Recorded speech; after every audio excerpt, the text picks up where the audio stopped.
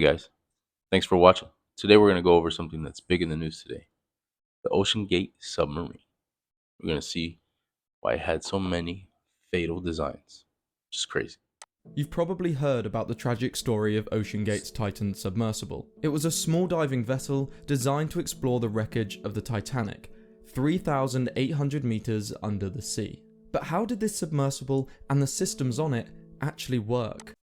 First things first, I'd never do that. I would never get in a submarine that deep, maybe like 30 feet max. That's about it. There are a lot of interesting systems on the Titan, from propulsion to communication. Some that worked, some that tragically didn't, and one that was even designed to dissolve underwater. I'm Ryan. What? And welcome to Zeroth. Nice logo. This channel normally focuses on sustainable energy and transport, but given that this was an electric vessel that operates out at sea, where a lot of energy projects are now being deployed, I thought you'd probably find this interesting. Let's start with a quick overview. The Titan submersible was designed to go as far as 4,000 meters underwater. The pressure that deep is equivalent to an elephant standing on one leg, and then 226 more elephants climbing on top. This pressure, combined with the... What is this unit of measurement they use? It's always like some big animal. I have no idea what it feels like to have an elephant on my chest. This means nothing to me. This means zero. I mean, it'd be great to okay, it's like you have your child on your chest times a million. That I can relate to. Been kicked in the head by my child a bunch.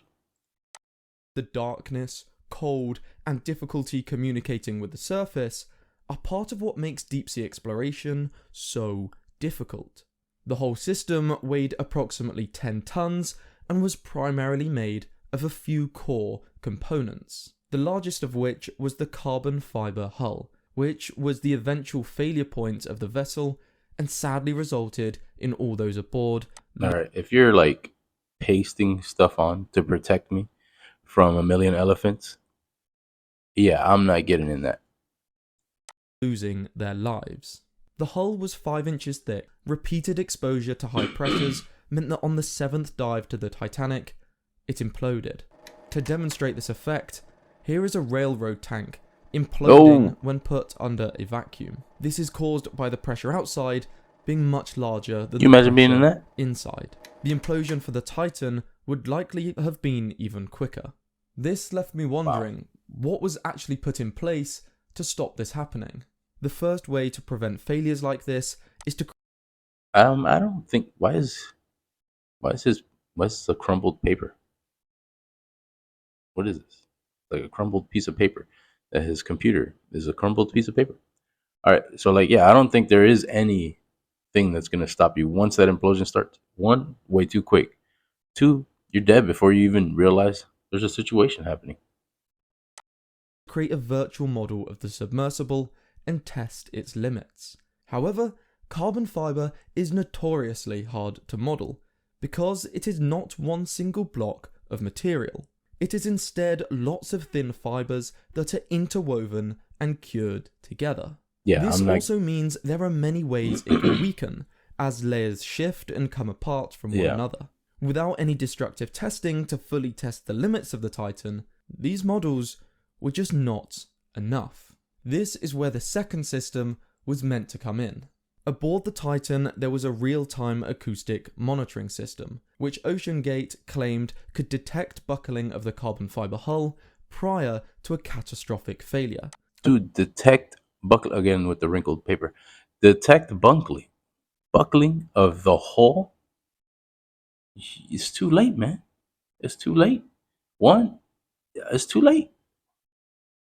Detect. I don't want no buckling of the hull. I don't need a detector for that. It's over. I don't want to know. It's over.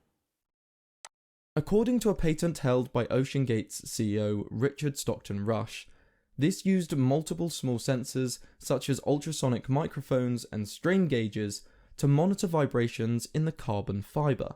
This data would have been Yeah. collected at regular intervals and sent to a centralized system for storage and analysis.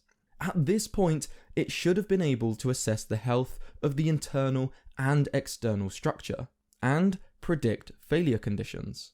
However, this type of testing is a relatively new field and clearly wasn't enough in hindsight. In fact, an open letter from the Marine Technology Society said they had concerns the Titan design could result in catastrophic negative outcomes. Not only was the use of carbon fiber, You know, I'm not going to say wealthy people equal smart people.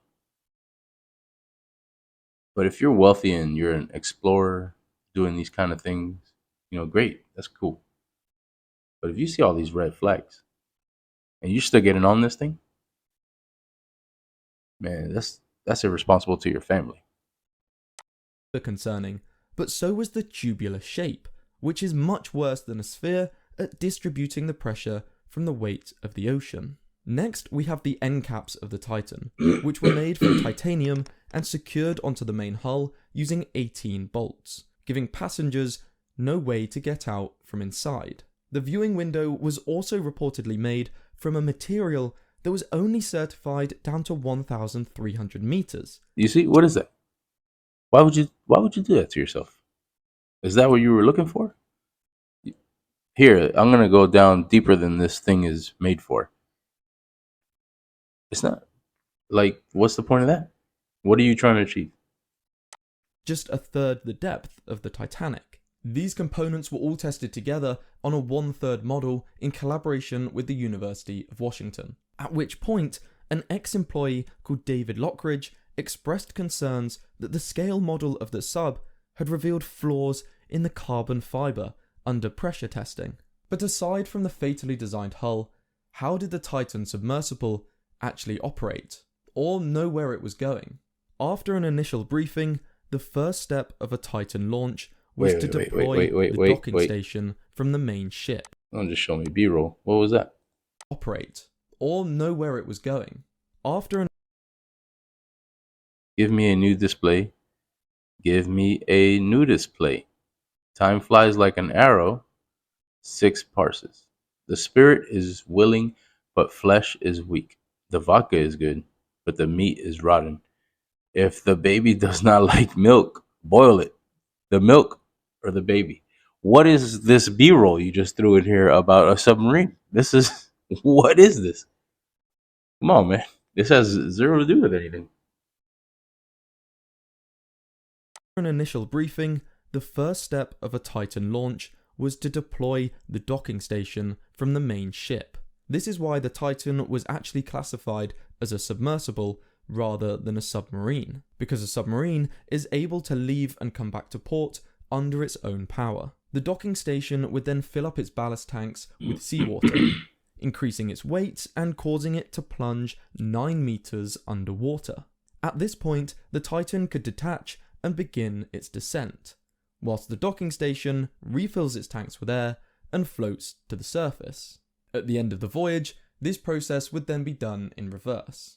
The Titan was carefully balanced, so it wouldn't float or sink unless the electric thrusters were activated. It had 4 electric thrusters in total that could propel it up, down, forwards and backwards, or rotate it around. These were from a company called Innerspace, and are specifically designed to operate extremely efficiently in both forward and reverse directions. The power for these motors would then come from an onboard battery system, similar to those found in an electric car. The controls for the submersible No, well, we haven't seen any problems with electric cars lately. So, too many red flags, man.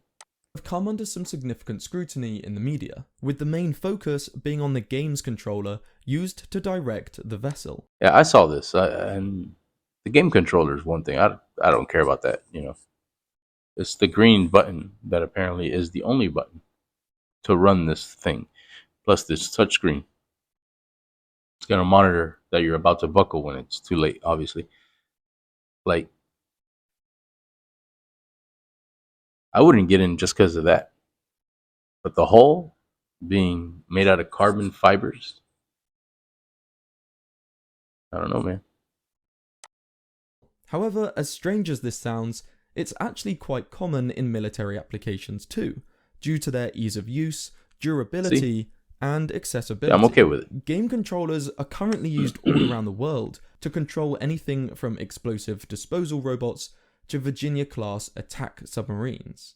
The Titan also had touchscreen displays, which would have shown images from the external cameras and text messages sent from the main ship at the surface. However, neither of these things are easily achieved deep down into the sea. For the cameras to pick up anything in the dark depths of the ocean, you need some pretty serious lights. That's why the Titan had 40,000 lumens of external lighting, which is about 40 times as much as a car headlight. Receiving messages, however, uses a much more elaborate system. The communication and tracking for the Titan sub were both done using what is known as an ultra-short baseline acoustic system. Acoustic pulses could then be used like Morse code to send messages. This is how the Titan sub was directed to the Titanic wreckage on previous voyages, as it had no navigation system of its own.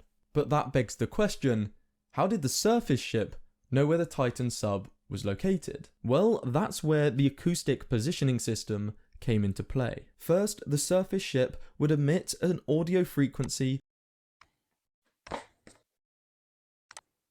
from a transducer. When the transponder on the Titan received this, it would then respond with a similar signal, which would be picked up by the surface ship.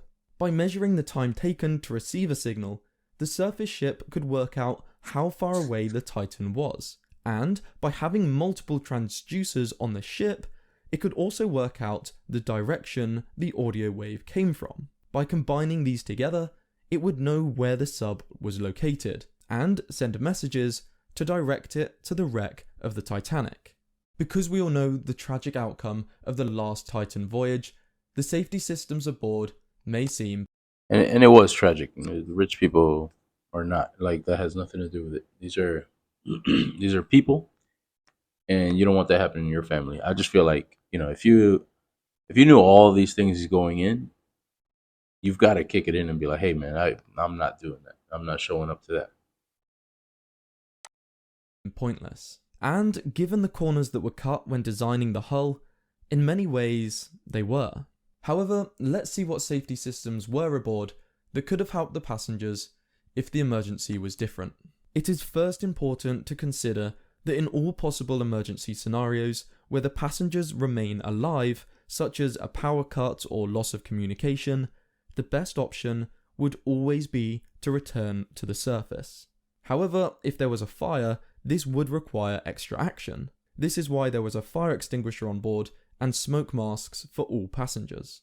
Because resurfacing would have been the priority, there were 7 systems aboard to help the Titan reach the surface. These included powering the electric thrusters, inflating an air balloon, and dropping lead weights. However, one of these systems was actually a dead man's switch. This means that it would have worked even if everyone aboard had passed out. This dead man's switch was made using a material that would dissolve when exposed to the salt water. This meant that after around 10 hours of diving, the material would completely dissolve and release sandbags from the bottom of the sub.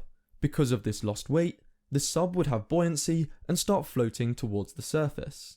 None of these safety systems would work, however, if the Titan didn't have a fresh supply of breathable air. The key requirement for that is to provide oxygen to the hull and remove carbon dioxide. The oxygen was supplied by onboard tanks, and the carbon dioxide was likely removed by a CO2 scrubber. A common choice for this is sodium and calcium hydroxide, which trap the CO2 in a chemical reaction to ensure the air is breathable. This tragedy really shows that the ocean must be respected during all projects within it, from energy to exploration. I hope from all of this that you learned something new and found this video interesting. If you did... Alright guys, so I found this video interesting. I think it's pretty messed up how they went. Like, if it did implode on them, I mean, even running out of oxygen, but so far it looks like it imploded on them. And when that happens to you, and let me just say, they went quick, so at least painless, hopefully, to their consciousness. And And yeah, if you guys feel, you want to leave a comment about this and tell me how you feel about this whole situation, what you guys think about these people just risking their lives for science, but also for the adventure.